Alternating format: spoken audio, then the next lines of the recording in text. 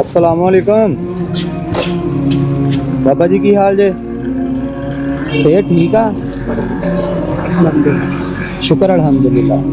तो भाई किधर जा रहे जे?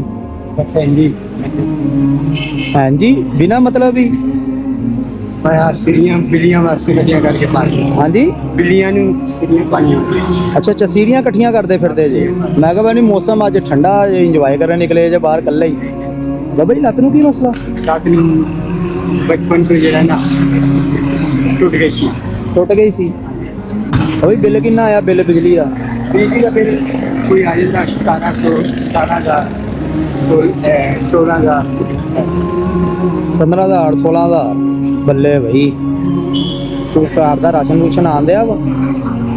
पूरे मेरे अच्छा वालेकुम अस्सलाम जी क्या हाल है भाईजान? ठीक है तबीयत ठीक है आपकी? अल्हम्दुलिल्लाह ठीक ठाक।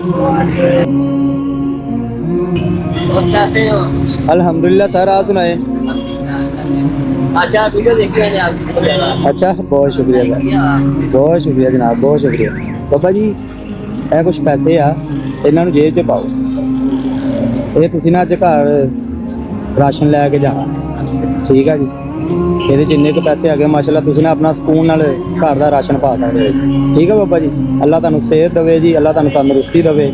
ਹੁਣ ਜਿੱਧਰ ਤੁਸੀਂ ਜਾ ਰਹੇ ਜਾਓ ਹੁਣ ਉਹ ਸਿੜੀਆਂ ਇਕੱਠੀਆਂ ਕਰ ਲਿਓ ਉਹਨਾਂ ਵਾਸਤੇ। ਬਾਬਾ ਜੀ ਇਹ ਵੀ ਬੜੀ ਅੱਛੀ ਗੱਲ ਆ ਤੁਸੀਂ ਜਾਨਵਰਾਂ ਦਾ ਖਿਆਲ ਕਰਦੇ ਆ। दूर के जाके तो किसी ने देती है किसी ने ना देती है भिखारी का। ਤੁਹਾਨੂੰ ਮੈਂ ਪੈਸੇ ਦੇ ਦਾਂ ਤੁਸੀਂ ਨਕਦ ਲੈ ਲਓ ਹੈ।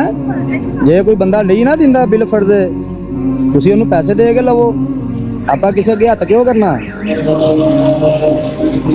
ਹਲ ਇਹ ਹੁਣ ਲੈ ਕੇ ਉਹ ਕਲੇਜੀਆਂ ਕਲੂਜੀਆਂ ਜਿਹੜੀਆਂ ਖਾਂਦੀਆਂ ਏ ਜਾ ਕੇ ਪਾਓ ਉਹਨਾਂ ਨੂੰ ਅੱਲਾ ਦੇ ਹੁਕਮ ਨਾਲ।